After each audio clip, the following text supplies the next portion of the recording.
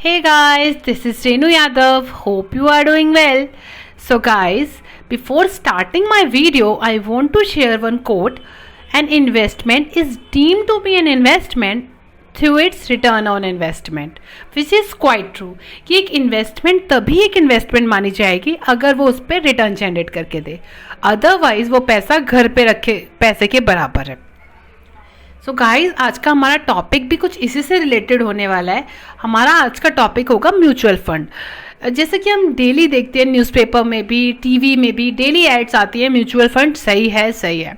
But still बहुत सारे ऐसे लोग हैं जिनको अभी भी नहीं पता कि म्यूचुअल फंड क्या है, ये कैसे काम करता है, म्यूचुअल फंड में इन्वेस्टमेंट करने के क्या बेनिफिट्स होते हैं, क्यों मुझे म्यूचुअल फंड में इन्वेस्टमेंट करना चाहिए, क्या टाइप्स होती है म्यूचुअल फंड के.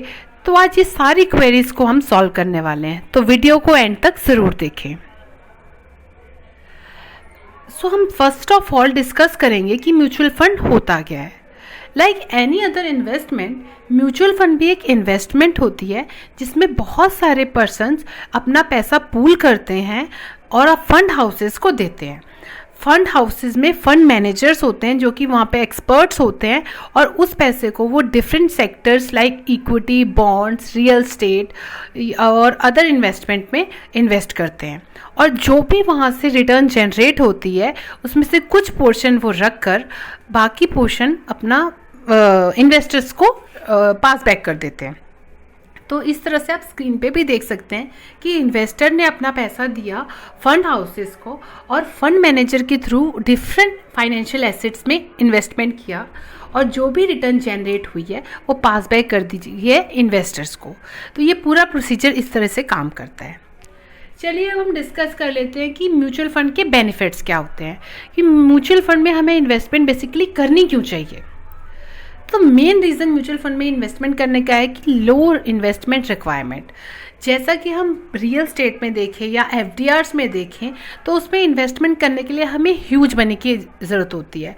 But in mutual fund you can start your SIP with only 500 rupees, which is a good thing about lower investor. Next is diversification.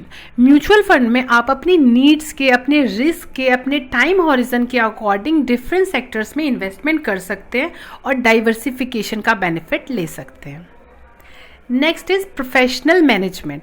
क्योंकि म्यूचुअल फंड मैनेज करता है फंड मैनेजर जो कि expert की knowledge रखता है, इससे आपकी रिटर्न बढ़ती है और रिस्क कम होता है. Next is transparency. क्योंकि म्यूचुअल फंड सेबी के अंडर रजिस्टर्ड होता है तो लूजिंग मनी का खतरा जो होता है वो बहुत कम होता है. Last but not the least, tax benefit.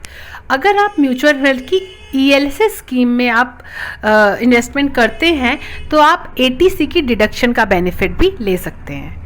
तो this is all about mutual fund का बेनिफिट. अब हम डिस्कस करते हैं म्यूचुअल फंड कितने तरीके के होते हैं. मेनली जो म्यूचुअल फंड है वो 3 तरीके के होते हैं, debt is equity fund, debt fund and hybrid fund. Equity fund जो है, जिसको हम ग्रोथ फंड के नाम से भी जानते हैं, ये उन इन्वेस्टर्स के लिए बेनिफिशियल है जो हाई रिस्क और हाई रिटर्न में बिलीव करते हैं.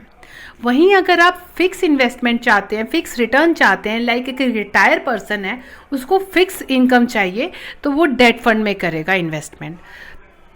वहीं अगर हम हाइब्रिड की बात करें तो it is a combination of debt fund and equity fund.